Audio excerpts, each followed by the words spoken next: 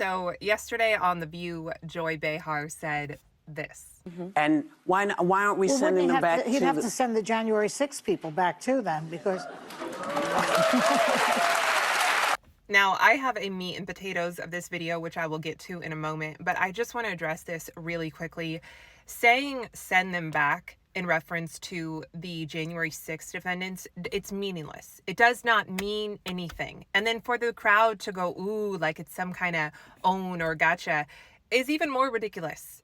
If you want to make the argument that you disagree with Trump offering blanket pardons to anyone convicted in J6, including the people who might have been violent, I could actually understand, that point of view. But actually defend your point of view, make your case. Sitting here saying send them back where? They're American citizens. It's juvenile, it's childish, it's meaningless. It's just this like weak, thinly veiled attempt at a gotcha. It's ridiculous. But moments prior to that, of course, Whoopi had said this. Make an impact. Why aren't they sending folks back who are in jail already? Why aren't we seeing those mass deportations of people who have been found guilty of a crime? She had said, why aren't we going into the jails? And then moments after this, they said, why was Dr. Phil there?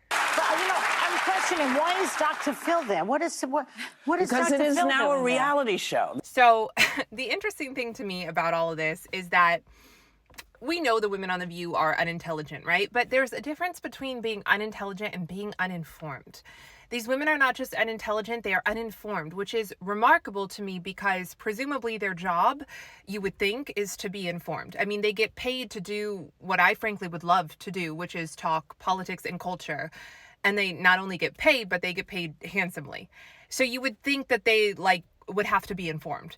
And the funny thing about this entire exchange is that if they had just watched the Dr. Phil video that he put out yesterday of him going on this ICE raid, they actually would have understood what Tom Homan has said multiple times, not just in this Dr. Phil video, which is that sanctuary cities are not cooperating with ICE agents. They are not telling them when they have one of the bad guys who's undocumented in custody.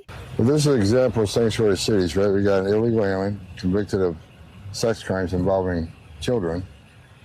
He's walking the streets of Chicago.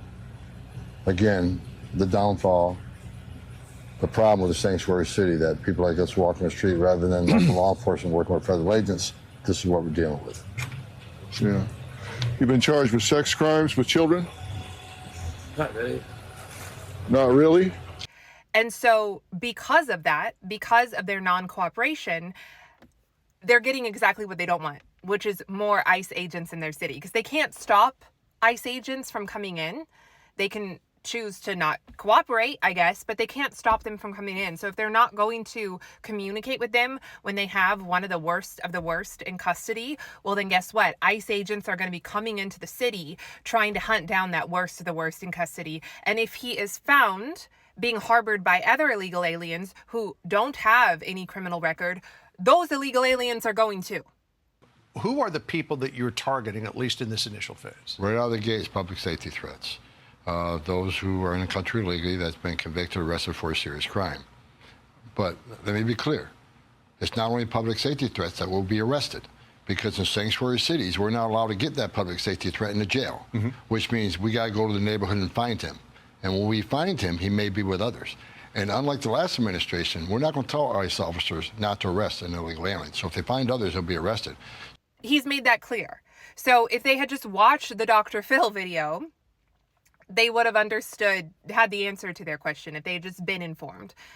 And at the end of the day, these women are just salty that Dr. Phil is yet another public figure, kind of like Joe Rogan, who really wasn't political, but because push came to shove and the Biden-Harris administration was acting so insane, at the end of the day, they came down on the side of Trump, even though I don't think either of these two gentlemen, Dr. Phil or Joe Rogan, are huge MAGA people, huge Trump stans. But the other choice was so crazy and so gaslighting and refused to speak to them that they chose Trump.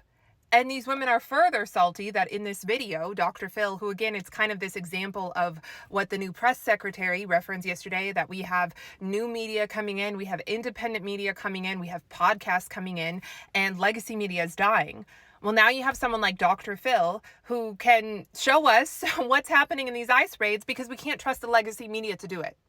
And in this video, what does Dr. Phil say? He says, number one, these people are being treated well. Dr. Phil, from what you saw, were these undocumented immigrants being treated humanely? Absolutely. I was there at 4 a.m. when they had the debriefing. This was a multi-agency meeting with ICE, DEA, ATF, FBI, U.S. Marshals. And their number one concern was the safety of their agents, of all the people in the community, and of the people that they were targeting. And number two, they are prioritizing going after the worst of the worst. Been a lot of talk out there about sweeping through neighborhoods, just picking up people indiscriminately, and I wanted to see if that was happening. Part of my embedding within this group was to ask Tom Homan hard questions. I asked him, are you just sweeping through neighborhoods and picking up people that are here illegally?